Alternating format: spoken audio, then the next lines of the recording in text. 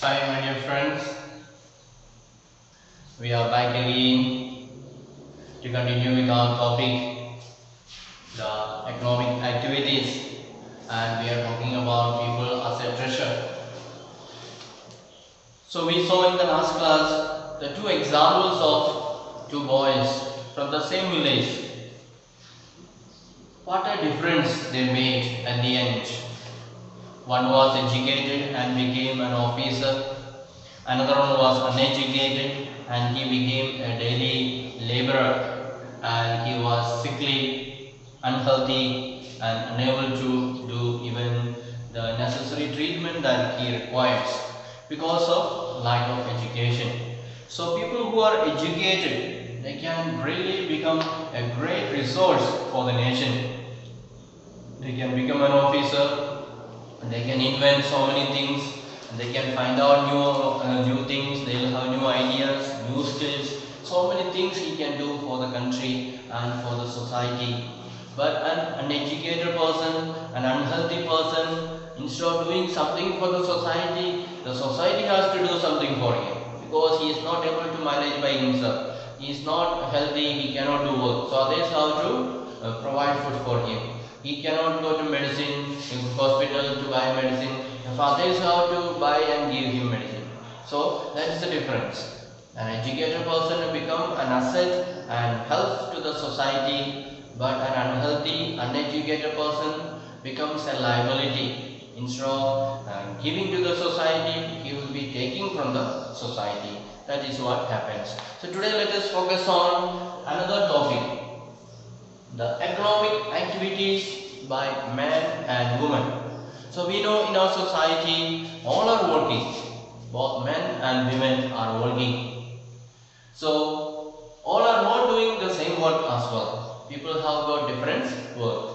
Mostly we see women sitting at home, especially in the rural areas. They sit at home, look after the family, cook the food, clean the house, wash the clothes, look after the children, or look after the little farm or little garden that is around the house and so on. That is what the women are doing mostly. And the men will be going to the field, digging, planting, cultivating, all that. Or some may be going out to work some others field as a laborer, or some may be going to the shop for doing business there and so on. So people have got different activities are there. So we can say there are three types of activities. One is primary activities. So primary activities are mostly done on land, cultivation, farming, all these are included in primary activities. Let's see what are they. So primary sector activities includes agriculture, forestry, so collecting fruits from the forest or wood from the forest, that is also a primary sector activities. Then animal husbandry, growing animals, that is also part of primary sector.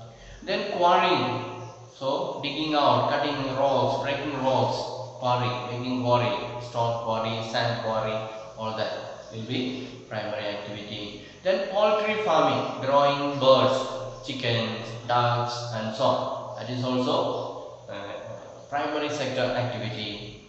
Then mining, digging out from the earth, the mining, the minerals, crude oil, all those things that is coming from under the earth. Then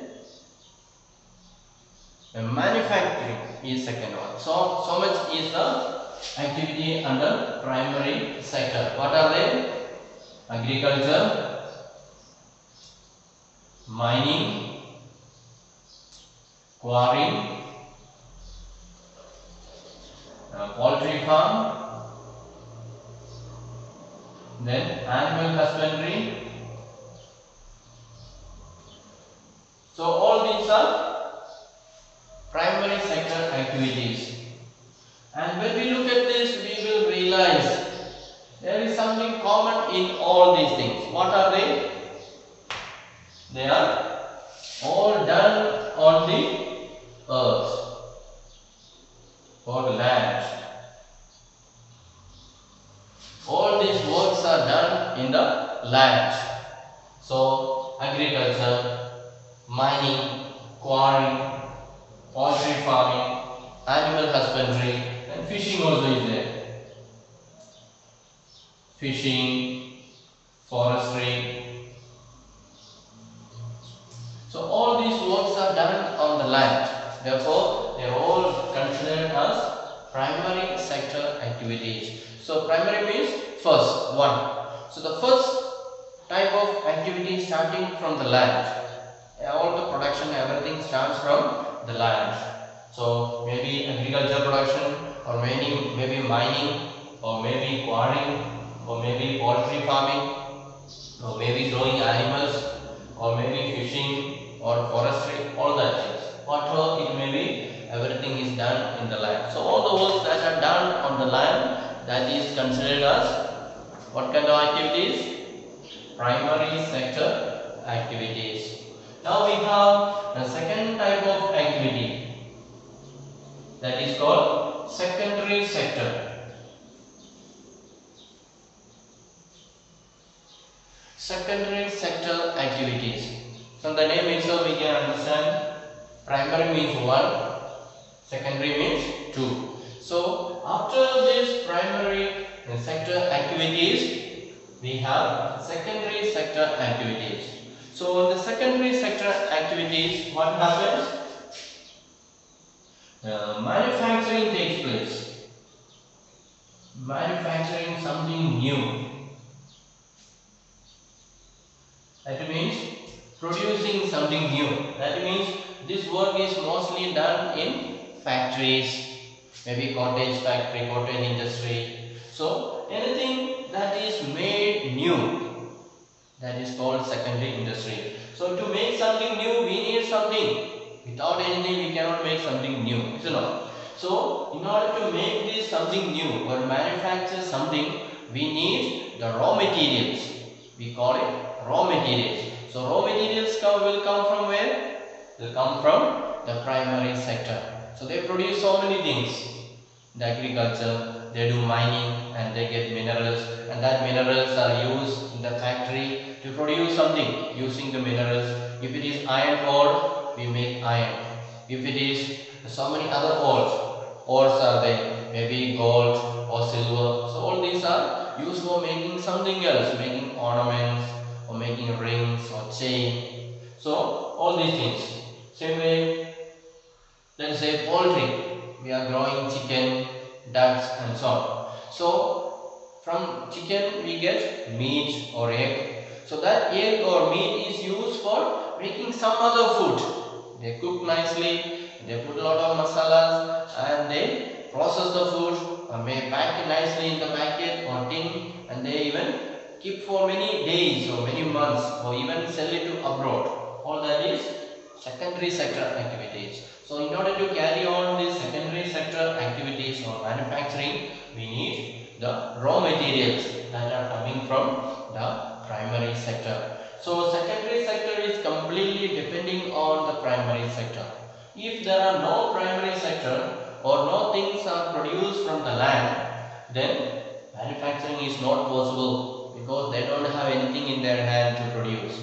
So the raw material that is used for producing something new, that is coming from this primary sector. Understood? So secondary sector is completely depending on the primary sector. Without this primary sector, without this production, they will not be able to produce. Let's take another example. From the agriculture, we get, let's say, we produce cotton. We cultivate cotton, we plant cotton and we get cotton. After harvest, we get cotton. I hope you have all seen cotton, no? So cotton is used for making dress, cloth. Cotton clothes are made from cotton. So that cotton clothes are made where? In the factory, we can say. So first this cotton is cleaned, then it is made into thread, and that thread is weaved into cloth, and that cloth is cut into proper shape and made dress, and then we are wearing it. So lot of process is going on. So if they want to make a dress, they have to depend on the cotton. That cotton is cultivated by the farmers who is working in the primary sector. So cotton is taken from the farmer, is bought from the farmer, and it is converted into thread. So that is a new product, something new manufactured. So cotton is turned into thread. Afterwards that thread is turned into what? Cloth after weaving. And after weaving again, so that cloth is made into a new product again.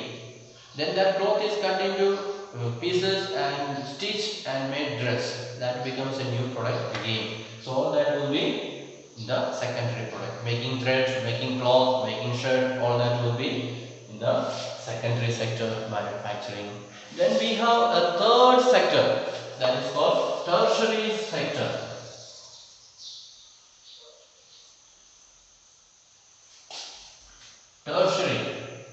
Tertiary means service. It is called service sector or tertiary sector. So what is their purpose? What is their work in the tertiary sector? So they do service. They give a lot of service, all kinds of service. We know if the people are manufacturing things in the factory, it will remain there. But somebody has to come and help, carry that one and reach it to the market. And then in the market, somebody has to sit and sell it. Then only the money will come and the manufacturing people will get the profit. Otherwise, they will not get money. So for them to carry those things to the market, there should be somebody should help them, isn't it? So maybe the transporters, the truck drivers, the truck owners, they have to come and help. So the truck driver is giving a service to the secondary sector people.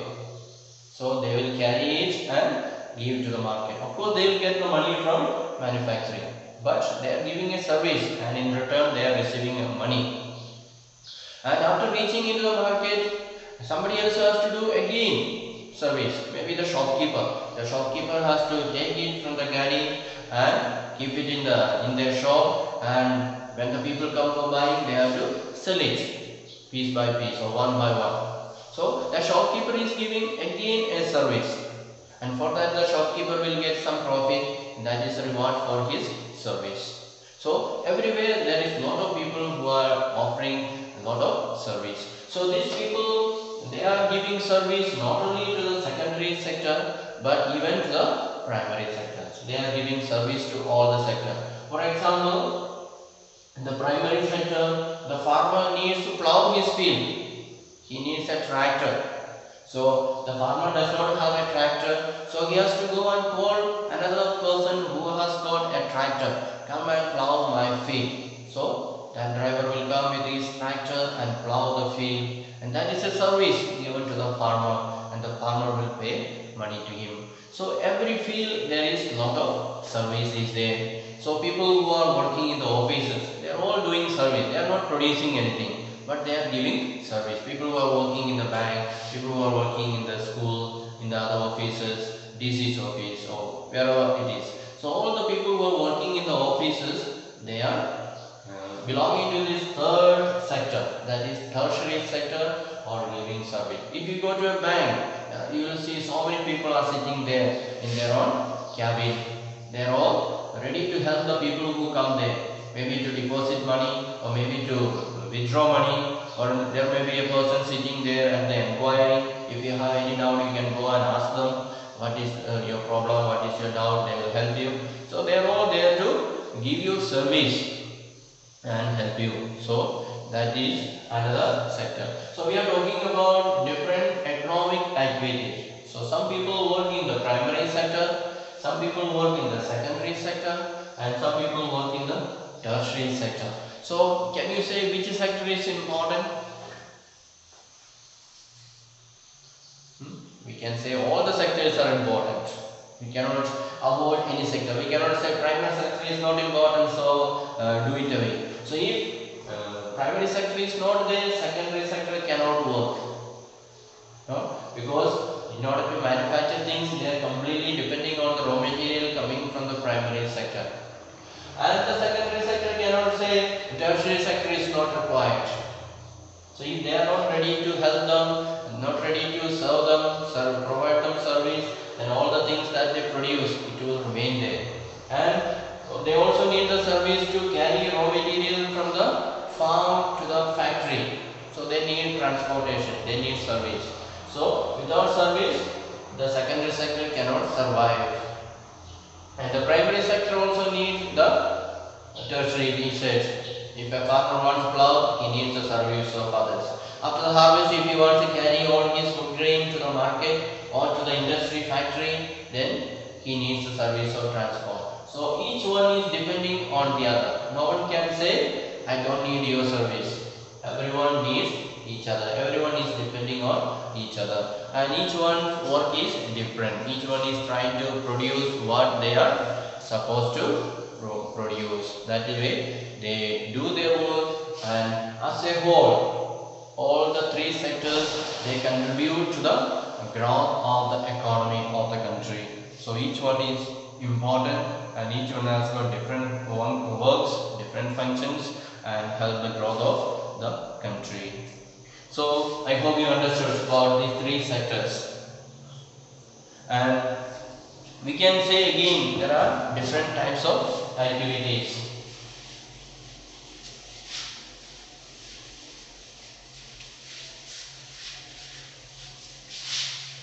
We can say there is economic activity as well as non-economic activity, or we can say market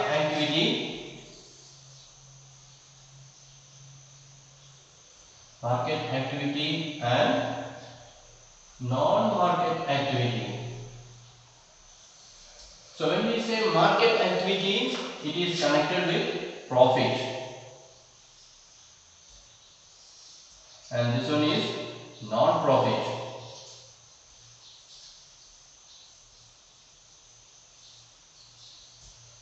It is connected with non-profit. So we can say so many examples. Market activity means we produce something so that we can sell in the market and get money. So we cultivate a lot of things and we keep what is needed for ourselves, and the extra we go and sell it in the market. That is called market activity. Looking forward the market or aiming at making money in the market. And then non-market activity. So we do so many things, we cultivate so many things, not for selling but for our own consumption. We cultivate a little chili at home, or little vegetable at home, or little paddy at home, or little small vegetables, potato or cabbage or mustard or whatever it is. So that is not meant for selling, it is meant for our own purpose. Or the people who are working at home, for example our own mothers, they work at home. From morning till evening they work. They cook, they clean the house, they wash the clothes, they look after the babies. So they do a lot of work and they don't get any profit. They are not aimed at profit. But if our member is going out and working in somebody else's farm, or maybe working in the market, or maybe working in the office, that is all aimed at profit. He will get salary, he will get wage, and so it is very important because he is aiming at the profit, aiming at the money. But many others are doing activities which are not profit oriented at all. It is meant for one's own consumption or for one's own use. That is called market activity as well as non-market activities. So I hope you understood the difference. It is all very clear in our own places. So people who are working for money or aiming at making a profit, that is called market activity. While we do something for our own purpose, for our own benefit, for our own usefulness, not aiming at any money or any reward, that is called non-market activity. So most of our people at home, working at home in our own field for our own purpose, that is all non-market activities. Now, due to the historical and cultural reasons, we know there is a division of labor between men and women in the family. So that you all of you know in your own family who does what work, what the work women do, what the work men do. That is not started just recent times. From historical time onwards, that has been a culture in India that women should do such and such work, men should do such and such works, and so on. So mostly we realize women are doing work at home without any salary. They go on working, but men go out and work in the field, and he brings money, and with that money he manages the family. So that was the common understanding of the Indian family setup. So we know that our mothers are working, but they are not paid any salary. But she is playing a very big role in bringing up the family, in upbringing the family, keeping the discipline in the family, looking after the children, and so on. So all that is there. Though she is not getting any money, she is doing a great job, wonderful job. And the work, as we said, it belongs to non-market activities. The work of a mother at home is belonging to, can be said as a work for non-market activity, and she is working, but it is not included as it is not included for profit making, and therefore it is not included to the income of the country or national income. Then we said in the last class about the example of two boys. So one who got education, he was able to do better and contribute better for the growth of the country. So that is the benefit of education. A person who is educated, he will have better talent, he will have better option to do better things, to produce better things for the country, and so on. While an uneducated person, he will not have any skill, he will not be able to do anything good, and he will be sickly, and he will have no idea at all. He will be just going on in the traditional way, and he will be struggling to meet the expenses of his life, struggling to meet both ends meet, and so on. So he will be really struggling.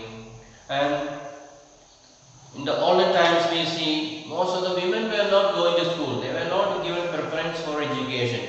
The boys were given the preference, and therefore the women were, we can say in a way, they were suppressed, and they were made to do all these household jobs. And though they were talented, they were not given option to go to school or to study, and so on. So they were made to do this small job at home, looking after a family, washing clothes, and so on. And as a result, they remain doing small jobs, or if at all there was emergency, they will go and do some small works outside, which is having very less pay. Though they were working hard, they used to work in the construction site, carrying materials, and so on, but they were given